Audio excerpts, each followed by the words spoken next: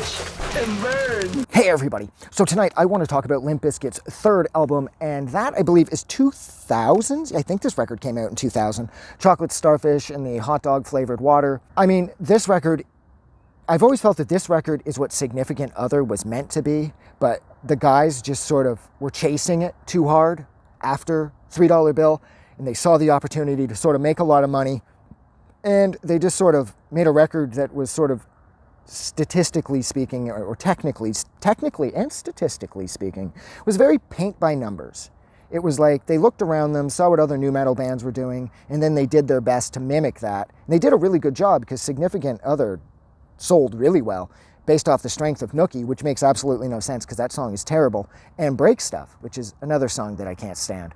But that record was massive, but I just felt like it was a step backwards from $3 Bill. This record, I will still say, keeps Limp Bizkit stepping further and further away from $3 Bill, which I feel is a huge mistake. They, again, the production's just too clean on this. They're getting too slick. They're really good songwriters, and I do feel that Limp Bizkit, some of their best stuff is their slower work, and this record has a handful of examples like that. But then there's other songs on here that just don't make sense, like Hot Dog. I mean, I know they're like referencing the Nine Inch Nails on purpose, but I kind of get the vibe that they're attempting to sort of hold on to the Nine Inch Nails coattails because Trent Reznor is a hell of a better songwriter than anything Durst and company could ever hope. If they lived to be 1,000, they would never be a Trent Reznor. So for them to sort of like, what is it? What's the chorus taken from? I want to fuck you like an animal. And it's like, and then there's the other reference to another Nine Inch Nails song, I think, after that. And that's the chorus of this song. And it just, I mean, what the hell are they doing? It just doesn't fit. It doesn't fit their whole nu metal hip hop vibe. I mean, the Nine Inch Nails couldn't be more removed from that. And so right away, this record just feels like kind of a mess. The artwork is horrid. I mean, those Clive Barker looking alien things, they suck. The font used for Limp Bizkit Presents or whatever the fuck it was, it's like everything that was wrong with the late 90s via like S Club 7. You know what I mean? And it's just, I mean, this record has Rollin' on it. Rollin's not a bad song, but oh my God. And then this record is so dated because they have the Rollin', the other version with Method Man and Redman and DMX, which cements this record to that period. And it sounds so dated now. And I mean, I really feel like even though it's thicker sounding and the band's getting heavier and their songwriting is getting tighter, I just find I'm just drifting further and further away from them. And it's really just because I don't understand why they had to abandon the DIY thing that they nailed so perfectly with $3 Bill.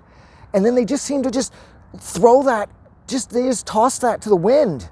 Like the second, like, their chance for bigger fame came along. It was like when Significant Other, when they were writing that record, they intentionally attempted to step everything up in order to have that record be better received. And it doesn't feel like a natural progression. It feels like a financially based progression, like there's too many financial incentives for them to abandon the sound they had on songs like Stuck, for them to go more for like the Nookie / Rollin', My Way, My Generation, or even Hot Dog for that matter. Like, it's like they're trying too hard to make money, and it shows. Because if I'm not mistaken, it was after this that the world would pretty much lose touch with Limp Bizkit, and that would be it concerning their 15 minutes.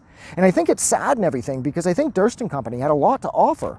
I mean, Wes Borland was an incredibly talented guy. Big Dumb Face was really fun, but I don't know. It's like they just tried too hard to fit in, and it worked, but the shit that they fit into, it's the type of shit that nobody remembers and nobody cares about. Whereas had they maintained that sound that they had on $3 Bill, they might have actually been able to do something like Slipknot did or the Deftones did. But it's like Bizkit's just like a joke band. So yeah, so I'm going to leave it there. So thank you so much for hanging out with me for just about 5 minutes while I discuss Limp Bizkit's third album from the year 2000, and that is Chocolate Starfish and the hot dog. Oh, who gives a fuck? I hate the title of this record. I fucking hate the artwork.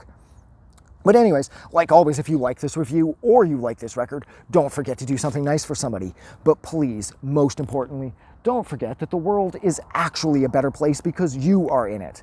Like always, I'm gonna go. Have a good night.